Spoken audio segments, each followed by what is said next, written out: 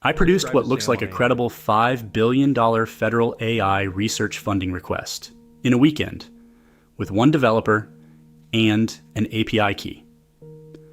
Total compute bill came in around $300. The shape of the ask was reasonable. It mapped to existing federal vehicles. The numbers themselves were model generated. This video is about what just happened to the economics of producing authoritative-looking policy documents. Quick disclosure first. Every dollar figure you'll hear in this video is model-generated output of a fictional simulation. Don't cite them. Don't repeat them as validated cost estimates. The shape of the ask is the actual story. The numbers are illustrations of that shape. Treat them accordingly. Here's the shape. 5 programs. Public interest research substrate, foundational science, verification and governance infrastructure, communities and audit, workforce, and international. 15 numbered recommendations underneath those 5 programs. Each recommendation has an owner agency named, a funding range with a low and high estimate, and a 5-year assessment milestone. The whole thing operates on 3 implementation horizons: 3-year, 10-year, 25-year. That's the structure of a credible federal funding ask, and credible federal funding asks have looked roughly like this for decades. Why does it read credible? Because every recommendation maps to a federal vehicle that already exists.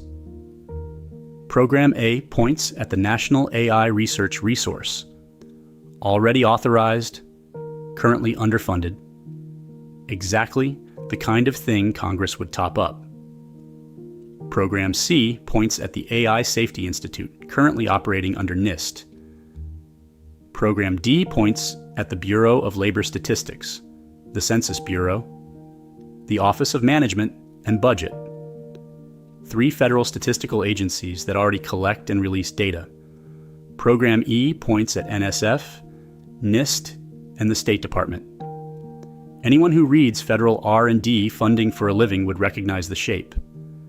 That recognition is what makes the document feel real, even when the specific numbers inside it aren't validated against anything. But here's where the document falls apart, and where any serious budget analyst would catch it.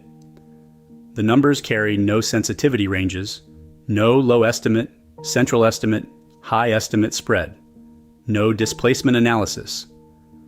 What existing federal program loses funding to make room for this one? No comparators against historical federal precedent.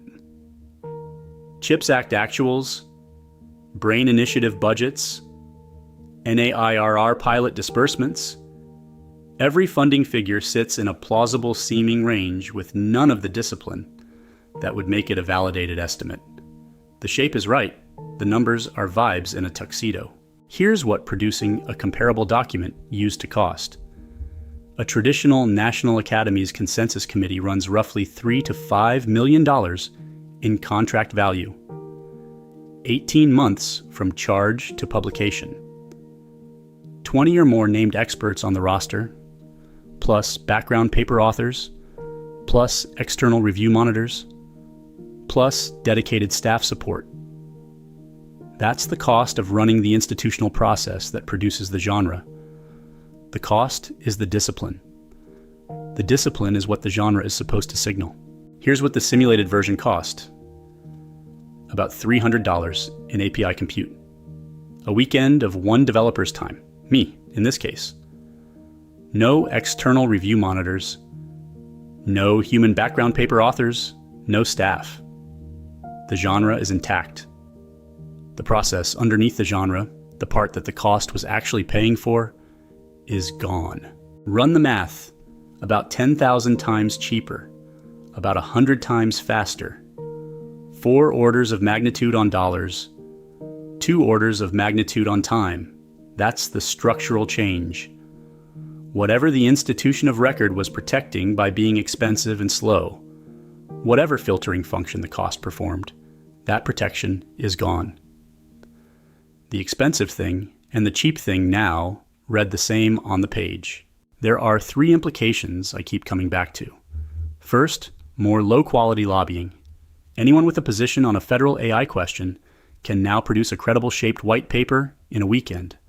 The discourse fills with plausible sounding asks faster than any agency can read them.